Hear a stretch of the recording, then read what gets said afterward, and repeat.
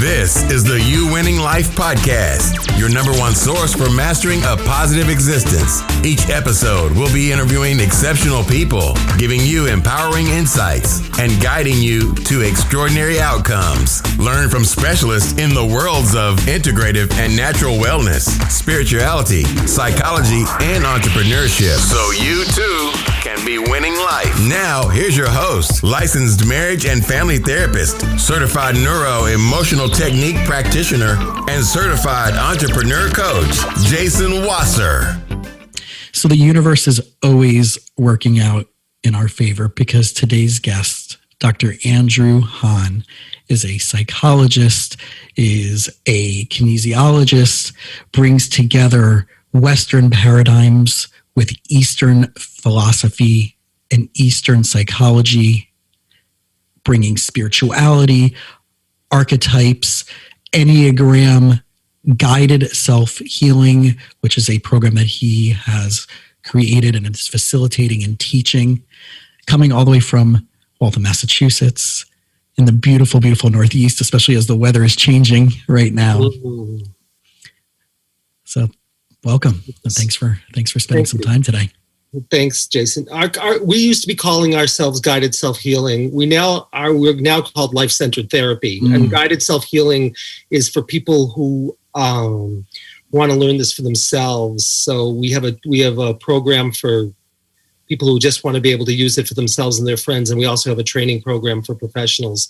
And the whole umbrella is now called life-centered therapy. We changed our name, but very cool. Good. So so anybody who, as we go into our conversations, as those who've been listening to previous episodes know kind of where I'm hanging out in the integrative wellness and psychology and natural wellness and functional medicine. And those who've heard me talk about neuroemotional technique and my passion and love for that modality as a therapist.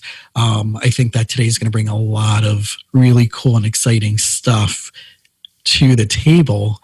So let's reverse engineer the conversation. Let's kind of, you have a very, I don't want to say, but like it's right in the box. You went to Harvard and then you went to Hahn University for PsyD and clinical psychology. And then you jumped into Enneagram and Eastern psychology, Eastern spirituality. So walk me through from starting off undergraduate and graduate school. Where were you hanging out in your mind then, and where did those shifts and changes start to happen for you, and what brought that up in order for that to happen? Okay, beautiful short question. It's not a short answer, but I'll try to. Of course. I was always a little bit non-mainstream, I guess I would say. When I was 9 years old, I woke up from a dream. And I went over to my desk and I wrote a poem. And actually, this poem is about the work I do and about me. And I'll tell you the poem. I don't usually do this in podcasts, but you said start at the beginning. So this is kind of the beginning. So this is the poem. It's called Memories. And it goes like this. You remember things forgotten. You dream of tales untold. Your memory reminds you of your childhood days of old. Now you have your children, and they have children too. And all you have is memories of things you would have liked to do. Words that were never spoken come back to you like then. All the things you would have done, could you do it over again?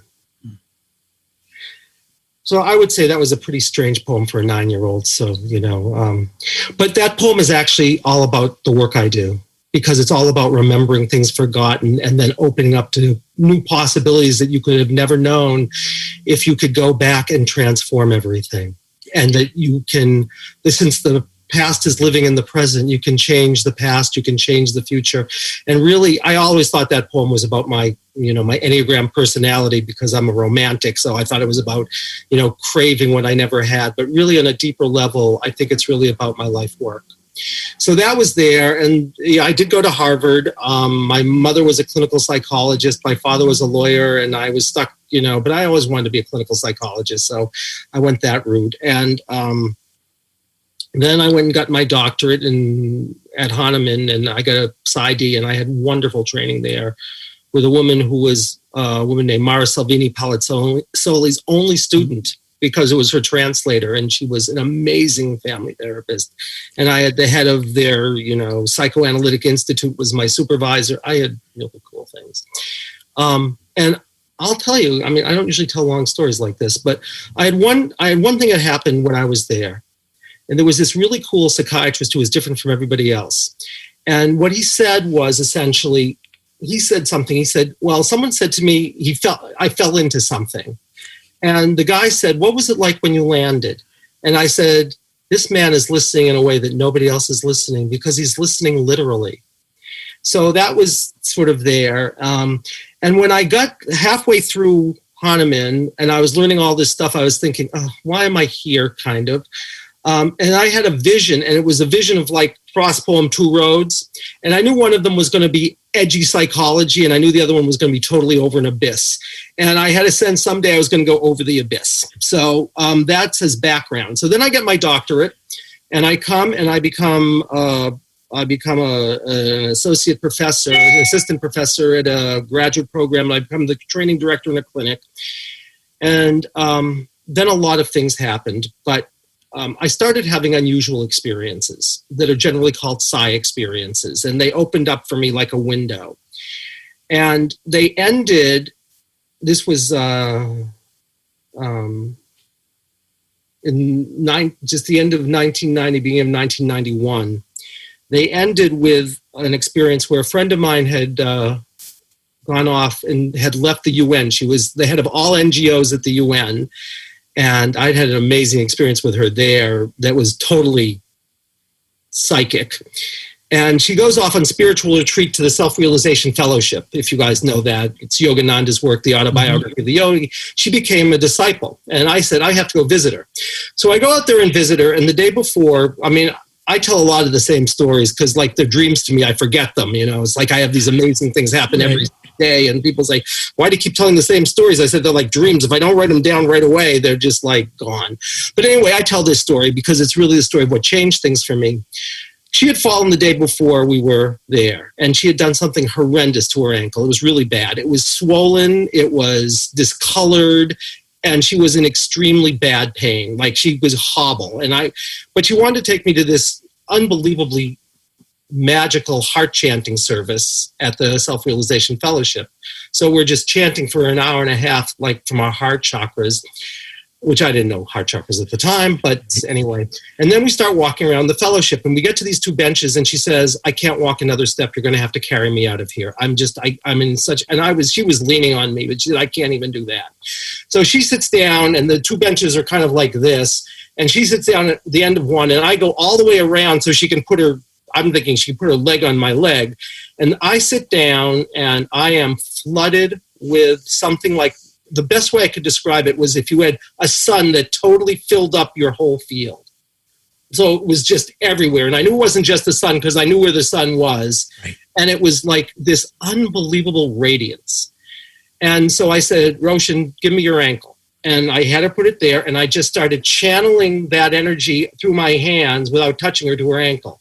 And I did that for about 5 seconds, and I had a sense it was time to be done.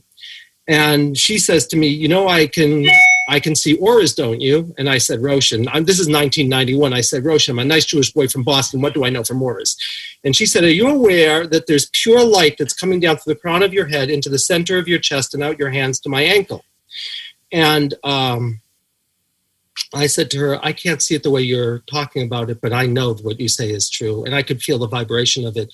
And then we look down, and there's no discoloration. There's no swelling. She gets up and she walks, and there's no pain. And as I say in these stories, I say, we're not in Kansas anymore. Exactly. So then I said, I have to go and find out what the hell's going on here. And I spent 2 years studying wherever I was led. So I did mystery trainings, and I did healing through touch trainings, and I did Reiki, and I did Jo Ray, and I did a lot of, I did what are called past life regression therapy trainings, except for the fact that I think what people call past life regression isn't past life regression, and I think that's very important. I did psychosynthesis. I studied the Enneagram intensively. I did all that, okay? So I have this whole background now in energy and sort of traditional psychology and edgy psychology, and I was really into depth psychology, and I was doing a lot of archetypal stuff. And then I have an acquaintance. She said, you got to go see this woman. She's doing miracles in New Jersey. And I said, well, I can believe in miracles in New Jersey. But it turns out, and this is the story I was told. This is 1993. This is like long time before most. Well, first of all, the miracle part is one thing, but in New Jersey, it's what I think. I saw miracles in Boston. What the heck? I mean, But it turns out, well, this is the story I was told. The woman the person who was running the workshop was named Judith, and Judith had one of the participants had such a bad case of asthma she could barely walk up the stairs. That's what I was told. The woman was wheezing so badly they weren't sure she could make it up with just a few stairs. So Judith does a session with her, and she uses this thing called applied kinesiology, which in 1993 I certainly had never heard of. I'd never heard of muscle testing in 1993, but that was soon to end. And she has her tap all over her body. And I, of course, never heard of Roger Callahan, or what was he called, that Callahan tapping, which became thought field therapy, and then the whole deal with EFT and TFT, if your world knows that, and that stuff. The energy psychology stuff, yeah. I don't know what she's doing. And she's having her tap all over her body. My acquaintance doesn't really understand it. And she taps all over her body, and then she muscle tests, and in her framework, it says it's cleared. So Judith, having a strong personality, says to the woman, why don't you go outside and see if you feel different? The woman goes outside, she starts to walk, then she starts to run. She runs back, and she's totally winded and exhilarated, and she said, this is like miraculous, because I haven't been able to run a step. I can barely walk, and now I'm running. She said, I haven't been able to run a step in 7 years. So I thought that was pretty wild. So I said, I want to go and find out what Judith is doing, because I was finding out anything I was led to. And it turned out Judith lived 10 miles away from me in Massachusetts. And what Judith had done, because your audience may or may not know these worlds. Judith had no psychological background, but she was a neurobiologist who became very interested in brain function, and via that she became interested in NLP, and via NLP she became interested in craniosacral therapy, and then she found Callahan and started learning about tapping. And she also found this other woman who is an extraordinary craniosacral therapist named Mary Louise Muller. And Judith took what she learned from Mary Louise and craniosacral therapy and Callahan and some original research she had done on violence and loss traumas, which everybody should read her paper. It's extraordinary. And I don't give that lightly. And she'd started doing a training. And I was her first psychologist who ever did the training with her. And I came in with all of this archetypal psychology and all of this stuff about pattern and all of this stuff about other lifetimes. And we became a team. And for a year at White Heat, we started mapping out universal patterns in the universe. Everything that is sort of mythic patterns that are universal stories that people might not be aware of. And Judith had a fairly simple protocol. She had taken Mary Louise's craniosacral protocol and had added stuff from chiropractic and a variety of other things. And she had a simple protocol. And then we became partners for a while. And I guess what I can say is we did a lot of work together. And then I'm a soul psychologist, basically, who's interested in the mysteries and depth. And Judith is a neurobiologist who is interested in the medical model. So she was thinking about fixing and curing, and I was thinking about healing. And the two models didn't really go together, so we went our separate ways. But by then I had studied intensively the Enneagram, and I came up with this model that had integrated all of these things, but into a very simple way. And like I could tell people at that point, I could say, I can teach you how to do this in a day, and you'll have practices you can do, because we had a 17-year-old kid who did one of our first trainings, because she was there when her mother was there. And her mother was an organizer for me out in California. And this was like 1998. And she got hooked up with somebody like you. I mean, a really senior healer. And the healer looked at me and said, you're going to send me off on a dyad with her? And I said, because I muscle tested and said yes. And an hour and a half later, she came back and said, this is the deepest healing I've ever had in my life. And the 17-year-old said, well, I had an open mind and I just could read a protocol. So and yet I've been doing this for 27 years and I'm still learning stuff. Right. So both are true. Well, it's interesting. One of my quick stories about one of my conferences is that for NET, there was one of the conferences where you can bring a guest, and the person I happened to work with during this breakout was a colleague of mine who was a chiropractor, his wife. So she was very familiar with muscle testing because she basically ran the practice, and obviously they would do this modality at home. And I had one of probably many of the conferences, I don't know how many I've been to, 30 something over the last many years, Mm-hmm. probably one of the most deep aha energetic emotional shifts because of something that came up in that experience. And this is one of the things that I love about what you're talking about, is that sometimes the process and the intellectualizing gets in the way versus being present in the moment and experiencing it with someone who doesn't have all of this technical, intellectual acrobatics that they have to jump through. Right. And I think that's a really profound when it talks to, when you're saying about self-healing, right? Versus fixing in the medical model, which is where, right, you and I are very aligned with that, where we're talking about that healing part. So from there, what came next for you? Well, what came next is I then developed my own framework, which is the time we call guided self-healing. And I started doing it with people, and I started getting really remarkable results. But I mean, the thing I want to say, Jason, is I think on one level it's very layered, but on another level it's very simple. Like, people, like if someone says, why do people come to therapy, right? I think you can answer that question really in 2 sentences. Why do they come to therapy? Because there's something they couldn't handle and integrate. That's the whole deal. I don't care if you call it chronic fatigue. I don't care if it's chronic pain. I don't care if it's autoimmune disease, depression, anxiety, bad relationships, alienation. I think it's one thing. So I think suffering and trauma are the same thing. And so when you could handle and integrate everything and you could say yes to anything, then you're free. Yeah. And what I'm really inviting people into is freedom.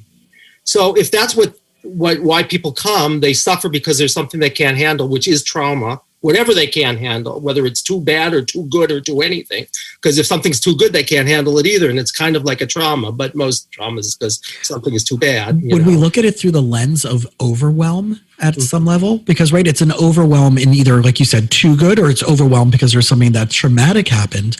But I would kind of maybe niche that down to, like, how are you overwhelmed with whatever this is? And that's causing you not to be proactive and moving you into a reactive place. Well, exactly. That's what therapy is to master what it is, whether it was too much or too bad or too good or whatever it was for you that couldn't be handled and integrated. So you say, well, why do people come to therapy? Because there's something that couldn't be handled and integrated. What is therapy? Mastering it. How do you do it? It's very simple to say. Here's what I would say. When there's something that can't be handled and integrated, in that moment, a sensation is born.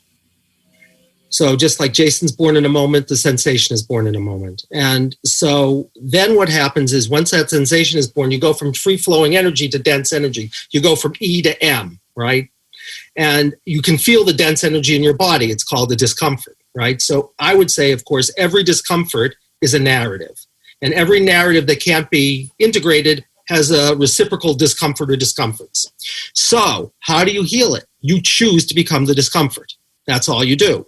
And then what happens is, instead of reliving the story over and over and over again until you finally mastered it, you can choose to become it. You focus all your attention, all your awareness, and you bring all your attention to it and say, I am that sensation, while simultaneously I'm the one who is witnessing it and hosting it. And then you go from identifying with that one, which you didn't even know you were identifying with it, to being the one who says, oh, I'm with you. I'm holding you. And then what happens, if it's that simple, then what happens is the sensation just transforms back and it's gone, which is how you can know at the end of 20 minutes if something has changed. And if something has changed, then I will say to somebody, you'll notice one of 2 things is going to happen. Either your problem goes away, or your relationship to it changes to such a degree that you say it's not a big deal. And when you can do that with everything, they call you Buddha or Christ. And that's what we're heading towards, is that level of saying yes to life and that nothing can happen to you. So then there's only one problem from my point of view, which is, well, so then what just to say this, whatever symptoms you have then, from an ego point of view, from a personal point of view, there's a word for it on our field. It's called it sucks, right?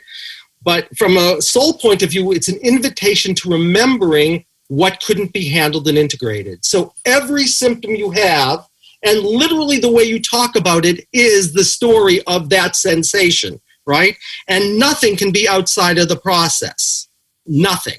You can only be inside the process. So, for example, people say that people can't get into their bodies. And I say, what do you mean? And they say, well, I ask them what they feel in their body, and they say, I don't feel anything. And I said, they're answering your question. What they're feeling in their body is, I don't feel anything. If you ask them where they feel I don't feel anything, they'll be able to tell you, right? Right.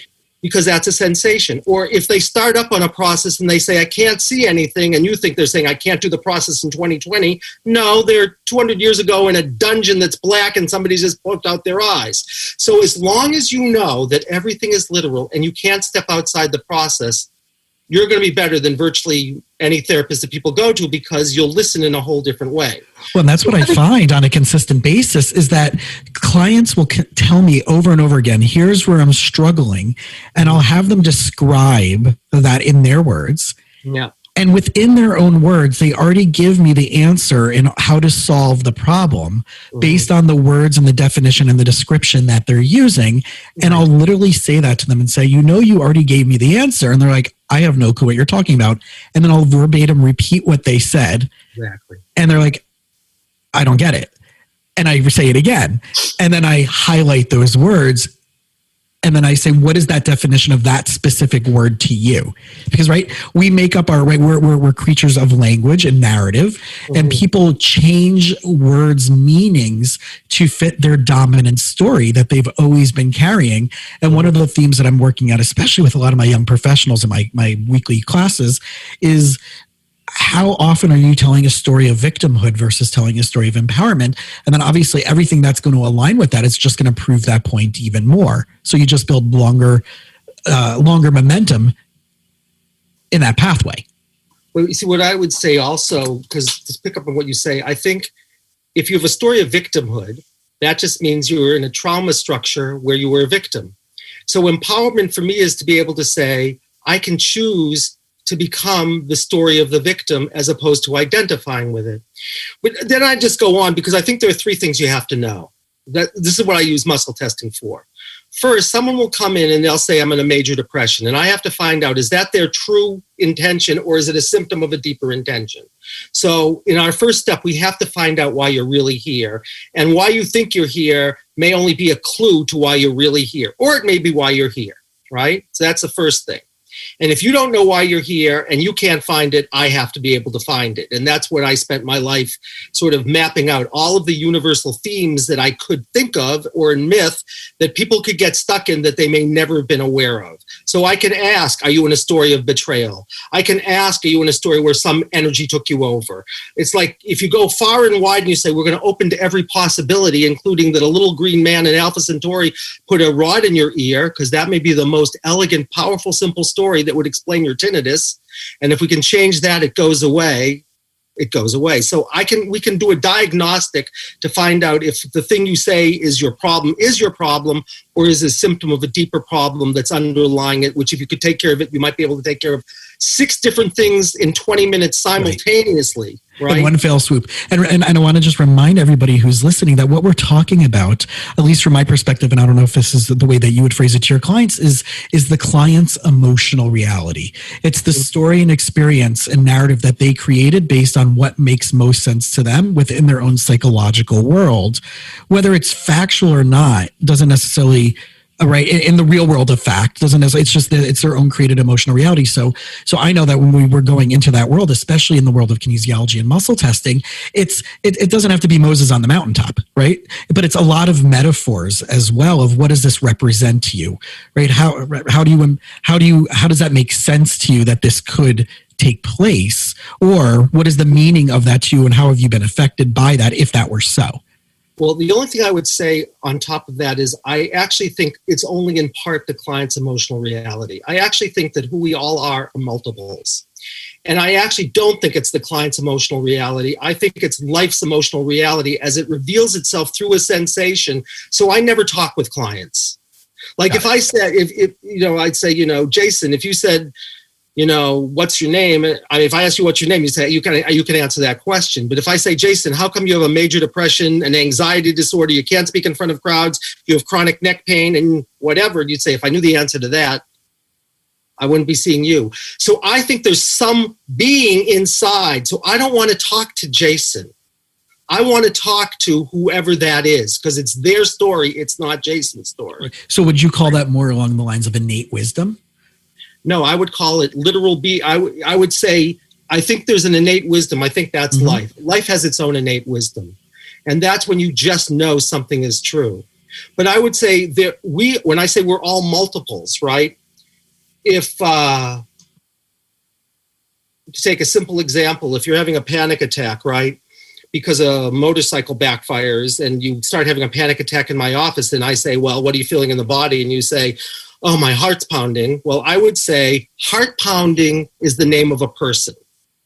It's not the same as life. It's life revealing itself through something that was stuck energy that life is trying to evolve through. So it's revealing itself through heart pounding.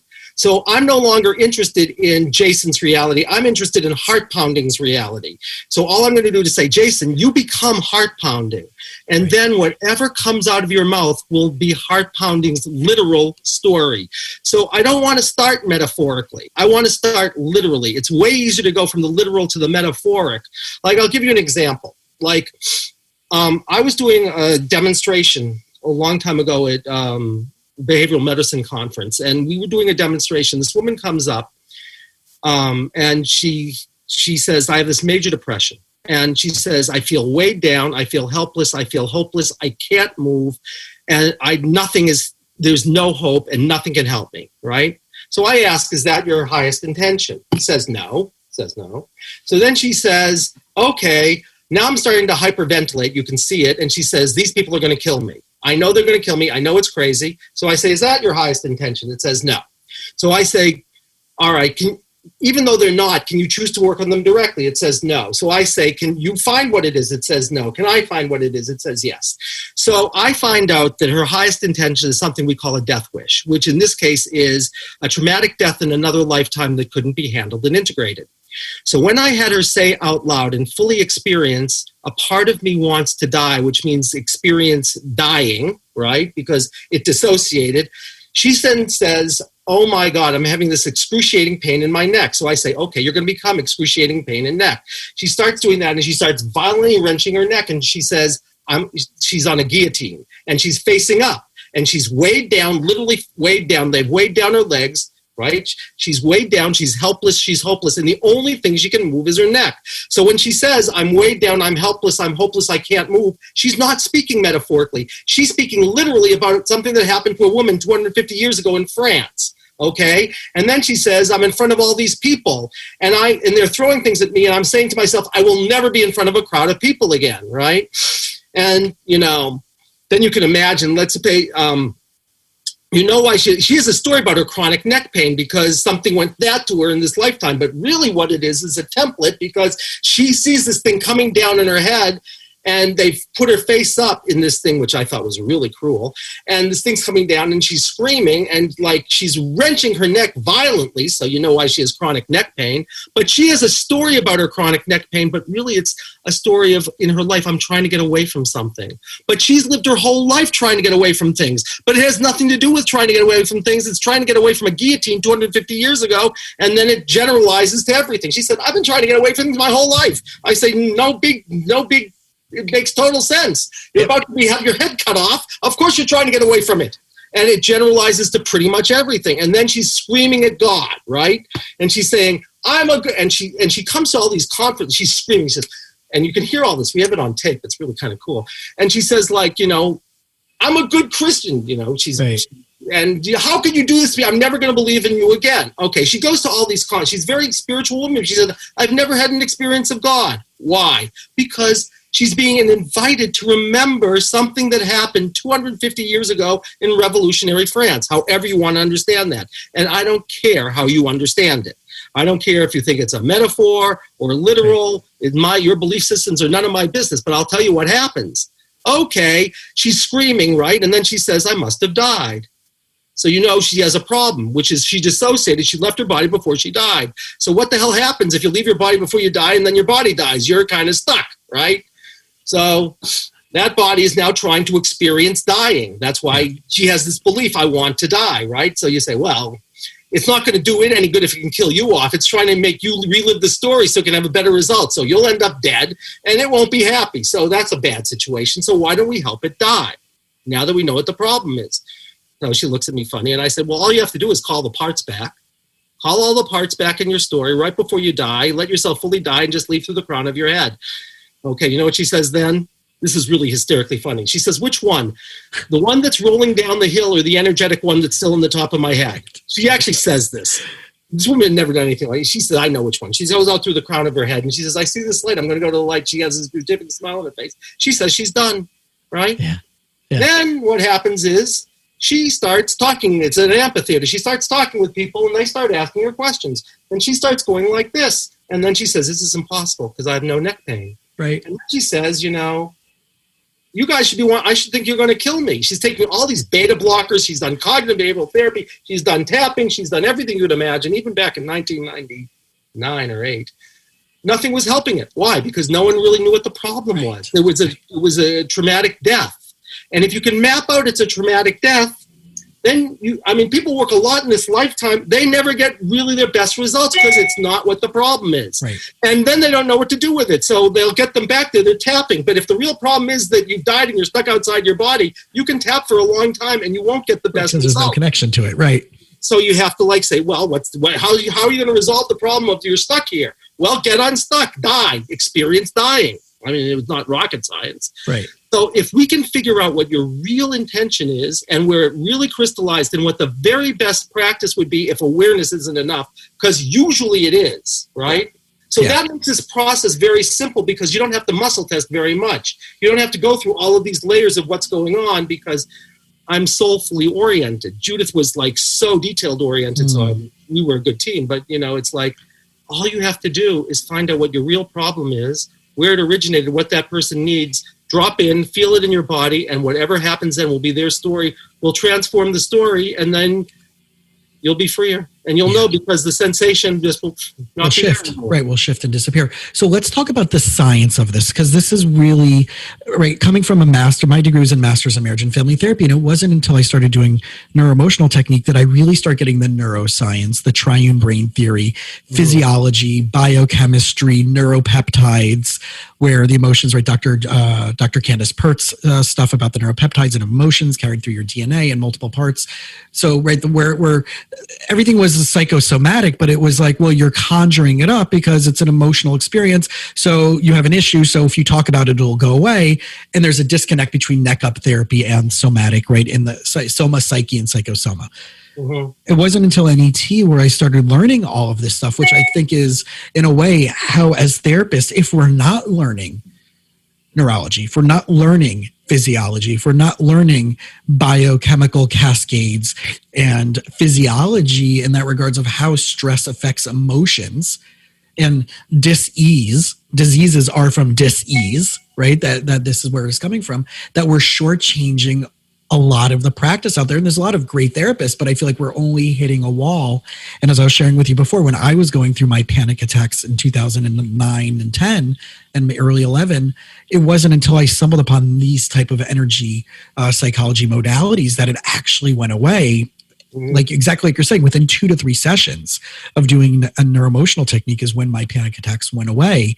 And it had this amazing shift for me, not knowing that me as a therapist can do this until I found a therapist that can actually do it, because I thought it came out of chiropractic or this really out there woo-woo world.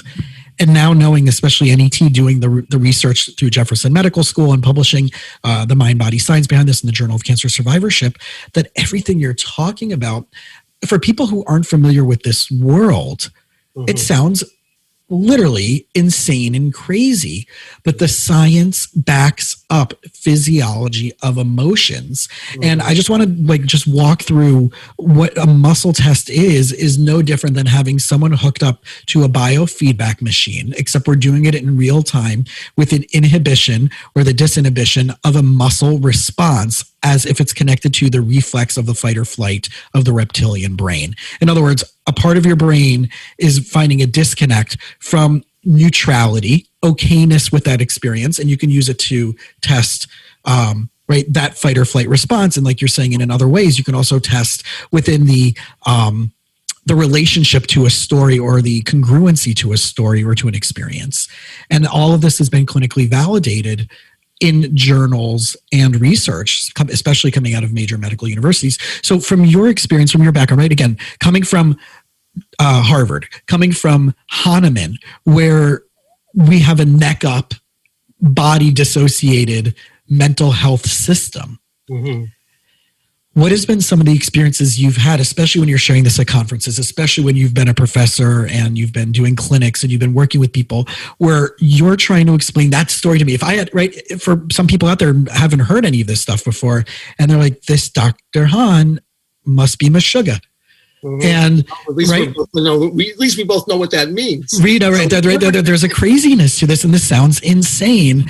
How did you start rectifying in your world these two parts of a beautiful whole for it to be, I have a license, I am an expert in my area, and now I want to validate it. Here's how I can do that. Here's the science behind it. So how would you explain that from your perspective? Well, first of all, I mean, I know NET some, obviously not like you, but I have a slightly different perspective because I don't think it's a brain-body perspective. I think it's a mind-body field that's held by soul, and I take a different perspective, and I have a slightly different way of understanding muscle testing than I think you might, but I'll be happy to share that with you. Mm-hmm. So I think what goes on in the brain actually is a manifestation of energy. So I know that world. I can talk Porges. I can talk pretty much anything. I've studied it. I know Bessel. And I mean, I know that world really well, but it's not where I live. And mm-hmm. I'll tell you what I think the advantage of the other way is. If you listen to Porges, I assume people know who Porges is. Let's fill them in. Just a quick. Polyvagal theory. Mm-hmm. All right. So he's interested in brain function. But what I'd say is brain function comes out of energy. So I'm not so concerned about brain function any more than I'm concerned about, I think it's just a body field that plays out as energy. And I'd say the energy creates the brain function. It's not that the brain function creates the energy. Right. So if you can transform the field, I don't care if you focus in the brain. I've studied all that stuff. And what I'd say is, from my perspective, it doesn't really matter all that much, because if I can transform that story, I can get the read on the brain function. We have a machine that does it. So what I'd say is soul reveals itself through brain function. It reveals itself through illnesses, disease, but it's just narrative. So all I'm interested in is the narrative function of what's going on that is affecting your DNA. Sure. Because, from that point of view, of course, it's epigenetic, and it's like it's the relationship of something that's affecting the brain. It's not that the brain's the starting place. And when I talk about muscle testing, for example, what I talk about not so much is brain function or neurofeedback. I know the ways of talking about it that way, but I talk about it from a soul perspective. So what I'd say is, here's what I think happens when you're muscle testing. I think there are levels of wisdom. And the first level of wisdom you can call the wisdom of the conscious mind. So that's what you know, right? And so you can say, well, my name is Jason, but you don't know why you have the depression. Then there's a second level of wisdom, the wisdom of the unconscious mind, that comes through in dreams or et cetera, synchronicities. Then there's the third level. Third level, we don't have a lot of good names for, but I think the third level is what we're muscle testing. And in the West, it doesn't have a lot of good names. In the East, you call it chi or ki or prana or shakti. So I actually think what you're muscle testing, what is chi? It's your life force and your deepest intuitive knowing. And it's the knowing that if your conscious mind has the power of one, that knowing, I think, has the power of the speed of light squared. And that's what I think you're muscle testing. So when you muscle test that, what you do is you say, that level just knows the truth. And when you're in alignment with it, you typically get stronger. And when you're not, you get weaker, right? And when you just know something is true and you go for it, you just go for it. And if you don't, you go, ugh. Or if you're a mother who weighs 120 pounds and a child is, being rolled over by a car, and the mother who's 120 pounds picks up a 2,000-pound car, that's what I think we're muscle testing. Yes. And so when she says, you ask her, how could she do this? She just said, I just knew I could do it. It was just, I just knew it. And I think what we're muscle testing is, I just know. Yeah. That's what I think we're muscle testing. And then I think the fact that we can get information about everything says that there's a fourth level, which is infinite. And that says that each one of us is a mystical cell in a mystical body called life that's holographic. So everything is available to Jason if Jason isn't identified with Jason. But as soon as there's any trauma, Jason becomes a dense energy to life and he thinks he's Jason. And so he's a dense energy to life. When Jason comes to the realization that Jason is just the story and he's really a verb, right? Mm-hmm. Then he's free. And then life evolves. And that's what I'd say about muscle testing. And, when people talk, panic attacks, I use the examples about panic attacks, because if you can do a diagnostic, I don't know what happened. I have some idea, but of course, let's say someone's having a panic attack here and they start hyperventilating and you say, okay, hyperventilating feeling, what's happening? And you say, oh my God, I'm in a war and the bombs are going off and I can't handle it. It's fairly direct. So of course, the loud sound of the motorcycle equals the loud sound of the bomb. Now they're back being the bomb. All you say is, okay, witness it. And now you're the one who's remembering it. You're not the one who's living it. But let's take a different example of panic attacks. Same idea. Guy comes into the office, right? Motorcycle backfires, he has a panic attack. But this time, it's a different story, right? This time, it's 100 years ago, however you want to understand that, it's in World War I. And instead of being a soldier, he's the leader of soldiers. And instead of the bombs being the problem is he wasn't paying enough attention because he was distracted, and he walks his men into an attack where they all died as bombs go off. Now, I will tell you, you could work on bombs going off for a long time, but it's not the problem. The problem is I betrayed a trust. Right. And if you could handle that betrayal in 20 minutes, you might get rid of his reactions to sounds, but you also might get rid of his OCD, right? Because he has OCD. People say that's an irrational thought. It's of course not an irrational thought. He's a leader. He's a lieutenant in World War I, and he made a mistake. He said, I can never do that again. I have to watch everything. Of course, that hypervigilance kicks in. Right. So there's always the two emotions, and I describe this to my clients. There's the emotion, right? It's what you're feeling and your sensitivity to someone else also going through that or because of that, right? So it's your emotion or your sensitivity to someone else's emotional display of that. And that obviously is going to affect you in some way, shape, or form because you want to either approach or avoid, right? We're going back to that reptilian brain of survival and safety. So taking that and seeing these clients and helping them walk through this, this is what I love about the work that we do is that I've had those 15, 20 minute sessions where a lifetime of stuff has been cleared out. And then people are just astonished. I remember I had a client of mine who was also a therapist, and they went to the same program as me just years later. And I finally am like, listen, you've been here. You've been coming to me for talk therapy. Can we just finally try this? You've been hearing me talk about it. You've read all my stuff on it on my website, and we've talked about it, and you've heard me talk about it with other clients. Within 15 minutes, we found something that's been holding stuck for so long. And I remember that client looking up to me going, why the hell aren't they teaching this in our programs? Why are we still stuck in this? And even though you're talking about narrative and we're talking about systems and relationship dynamics, which is a lot of what we're, and even a lot of the narrative family therapy, the metaphors and stuff like that, we're still hitting a wall. And I think when we get into this kinesiology muscle testing paradigm, you're able to go into a very different place in a much quicker and more efficient manner. Right. That I feel that unfortunately most places you have I'm that guy, and those people who know me, especially those who know me in real life, not just listening to the podcast, will joke. I have a group of friends of mine. They'll be like, "Oh, have you met Jason? Put out your arm."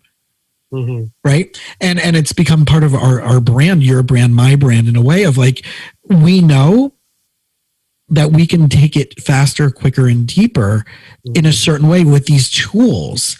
And thank God we do have, because we have a license, we do have professional reputation to uphold to, that we do have validation. And I want people out there to know that as much of a lot of this, as we started our conversation, that a lot of this did come out of there's all these, different modalities, and what about this and what about that? And these schools will say that it's okay, and this licensure will say it's not, and this person will say that this stuff A, exists, B, it's clinically validated, and C, the shit works. It really does. Which is the most important thing. Yeah. Well, that's why we should all get together and talk. But the APA, has now given its seal of approval to ideomotor cueing, which is muscle testing. So the APA is giving, continuing credits for muscle testing. And the only thing I would wish, first of all, I wish everyone would know the Enneagram, because do you know the Enneagram? I do. And I've actually had Dr. Jerry Wagner as a previous guest. I don't know if you know. I know Jerry Wagner, actually. I mean, because I've been teaching the Enneagram for 27 years also, and I know sort of all those people very well. Mm-hmm. But to know someone's structure is an amazing thing, because then you can do healing work on the underlying core fears of their structure, and you can do a diagnostic to find out, is the problem a narrative problem, or is it really a problem about an existential fear that if you went into it, you'd cease to exist? Yes. And if you can do a diagnostic about that, then if I know that I'm a person who has the structure of a 4, I know that I'm predisposed to thinking I'm ordinary and therefore something's wrong with me. And it's not that there's a narrative that would explain that. It's that it's fundamental to this. It's just the core lens. The other thing I really would like in our field that we don't do enough of, which really gets it a little woo-woo, except for the fact that I don't care how you think about it, is the non-material stories. Because I've seen non-material realm stories, particularly things we call superimpositions, that I've seen truly miraculous things happen that I don't know how you get to if you don't know those things exist. And I give you the best story I have about that, because I love telling this story too, which is that I have a colleague, and she tells this story, so it's fine. And she came into me one day. She's 60 years old at the time, total heterosexual, and she's saying to Andy, something has to happen, because I'm having these intrusive thoughts saying, look at the titties in those pretty little girls, because we had a middle school right next to us, right? And she says, like, I don't know. This has been going on for about a month. I don't know what's happening, but it's really weird. And nothing I'm doing can stop it. And I don't know what happened a month ago. I went and visited my mother, but it can't be that. I do that all the time. So we do a diagnostic, and we found out that an energy a month ago took her over. And she found the story. You know what? This was an amazing story. She had a lover at the time who was a vice cop, and he was working, he was like sting operation type. With pedophiles. And he and a pedophile got into a fight. And then he and this woman had intercourse that night. And however you want to understand it, she started living out that energy. Right. And I've seen people who are psychotic and DID and psychotic. And if you know that those kinds of energies exist and you can find that story, you can transform that and have things. You can have people who are hospitalized. I had one client who was hospitalized a couple times a year before she saw me. And I found out she had a horrendous history too, like murders and rapes and everything. But I found out that when she was 8 years old, an energy took her over, and that's what was the root cause of her psychosis and her losing all this time. I asked her, do you know what I'm talking about? She said, I know exactly what you're talking about. She said, when I was in a fire and brimstone sermon when I was 8 years old, this energy came in and took me over, and I've never been the same since. And I told my psychiatrist that the next day, and he put me on Thorazine, and I vowed I would never tell anybody again. Yeah. This is now 30 years later, she's telling me.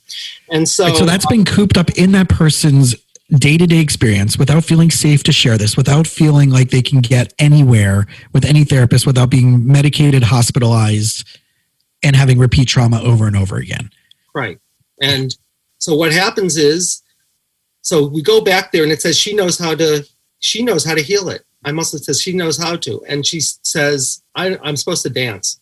She starts doing this. She's 1/16 Native American. I can still see this. This is the one session I wish I had on videotape. She starts to do this dance that is clearly Native American, but also looks like the flower of life. She's dancing, but like to a Native American beat, which she doesn't know. And it's like she is possessed by something beautiful. And in a minute in, she looks at me and she says, what am I doing? And about a minute after that, you can literally feel, if you know this stuff, anyone's in the room pretty much would have said, the room is shaking and it got brighter. Yeah. And I saw that woman 25 years later. I stopped working with her. I moved and she moved. But I ran into her 25 years later. She said, I was never hospitalized again. Amazing. So, I mean, not all stories are like that. I had a woman who had a blood draw. It took a year for her to be able to get her blood drawn because there were so many layers. So it's not, I mean, the miracle stories are one where, you know, there's one totally crystallizing thing that's affecting all these things and not much else is affecting them. Then you look like you're in the Bible. But, you know, if there's layer after layer, it's like all these streams come into this one symptom, and it's like it's a doorway into everything. Right. So, right. And I think one of the beautiful benefits of muscle testing is you can cut through those layers much more succinctly. Like you're saying, is this primary, is this secondary?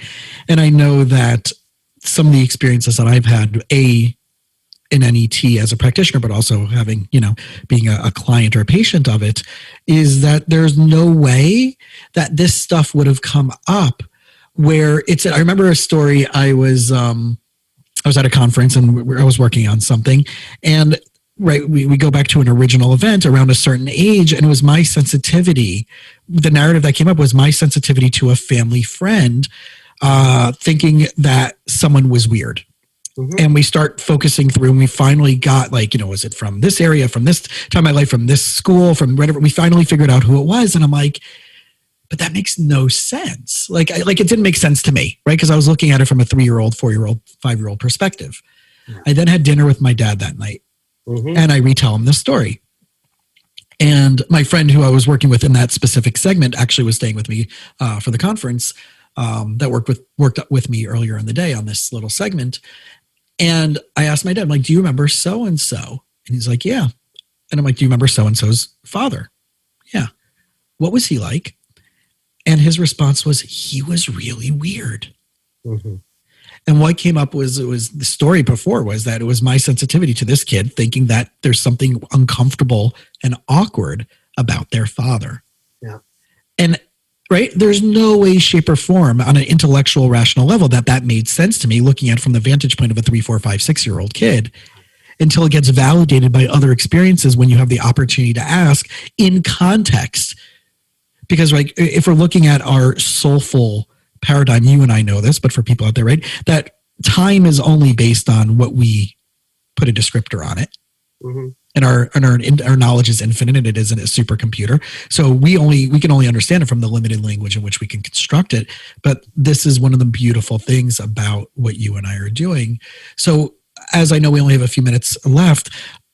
Can I just say one thing about that? Yeah. What's also cool is, like, I've had people, like, I had this man who was really a medium, and that was also a death wish, and he was so vivid about it. He knew exactly the year, and he was a train robber, and he had never heard of this person. He'd never done work like that, but he knew the person's name, and he knew the year it happened. And this person was just a large enough figure in history that when he went back, he found the name, he found how the guy died, which is he was shot in the stomach, which is exactly what happened to him. And he's having all of these stomach problems, which then go away. Right.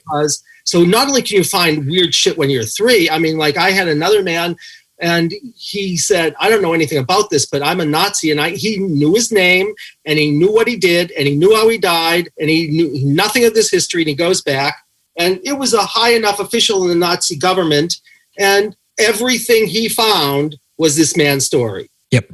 It's wild. And never have access to it. I know there's so many, I can't remember the name of the book, but we can definitely figure it out offline, is regarding Holocaust stories, that people who didn't even grow up in Nazi Germany or weren't Jewish would do these certain rituals, mm-hmm. that were Jewish rituals, and not know why. Mm-hmm. And then come to turn out that they had these, right, past life experiences, whatever it was, and figured these things out. I mean, again, this is like definitely as we go further down the rabbit hole versus the simplistic healing. But I know that, right, there's so many wonderful, wonderful ways. And again, just to kind of recap everything, you know, really we were talking about the wonderful world of energy psychology, which does have different ways of showing up now, right? We have thought field therapy and EFT and right? All these different things. People are very familiar with the tapping, and the EFT modality. There's neuroemotional technique, which people have heard me talk about. And then, right, there's more your modality. So I know that what we started off with was, if people want to learn how to do this work for themselves, where do they go? And B, if you're a clinician and you want to get trained in this work, where do they go? Well, they go to the same place. They go to our website. We do right now we're doing online trainings, and we do the online trainings, and We have a program that you can go if you want to learn how to do it for yourself. And we have a program that is similar, but a little bit different if you are a therapist and you want me to not only teach you how to do it for yourself, but for clients. And they get the training, and they also get 100 hours of open supervision for, I think, a really good price personally. But all they have to do is go to Life Centered Therapy, and they can find us, and they can find our whole training program, just like they can find with you. And I'd love to have anyone who wants to study. I mean, and I just love sharing this work, and I love sharing these stories, and and I love talking with you. So thank you. It's interesting, just to wrap it up, is that like years ago, I knew all this stuff existed. And it was always, like I said, it was always like, but there's all these other modalities out there. And I knew it was like, okay, this is really hippy dippy. It's really out there. What are the people in my world, like my professors or friends, like, what are they going to think? And after a certain amount of time, when you have validation and verification, right, and you build up and you build up your own personal reputation and personal success, and then you have what to back it up with, it does change the way that people can hear about this. So it's always an honor to have people who are coming from the world of academics, doctoral degrees, clinical training, creating their own modalities, and then synthesizing all that to bring this amazing, game-changing information to the world. And again, people have heard me talk about NET in multiple episodes throughout the podcast. But to hear how many different entryways there are into healing, and that's what I really want to focus on, right? It's not this like medical model of like, right, we're going to put a Band-Aid on this problem, but we're getting to the root cause of where all this stuff is built up upon. And I really want to, thank you for doing the work that you're doing, but being brave earlier on, because, I started this 10 years ago, doing this work, and you've been doing it for a little bit longer, or a lot longer than me. So I want to thank you for being out there and around to allow those of us who are now newer to this to be less. We don't have to be as bold, in our worlds, to present this to our colleagues and say, like, this is what we do, and it's not that weird anymore. So I'm really excited to always have these conversations with more senior practitioners and experts. So thank you so much. Well, thank you so much for having me, Jason. I'm going to try to shift down into a little bit slower pace because we had so much time, not so much time, but it's been a real pleasure. And like, I can see your joy in the whole thing and your radiance about it. And it's really, I mean, we deal with very serious stuff, but it's also real joy, and it's really fun to do. And So everybody who's looking for more of that joy and their radiance, and you're stuck, this is a way to go find it. Or life-centered therapy, or neuroemotional training at all. It's, or neuroemotional therapy. Yeah, go find it.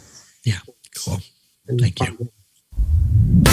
Thanks for listening to the You Winning Life podcast. If you are ready to minimize your personal and professional struggles and maximize your potential, we would love it if you subscribe so you don't miss an episode. You can follow us on Instagram and Facebook at Jason Wasser, LMFT.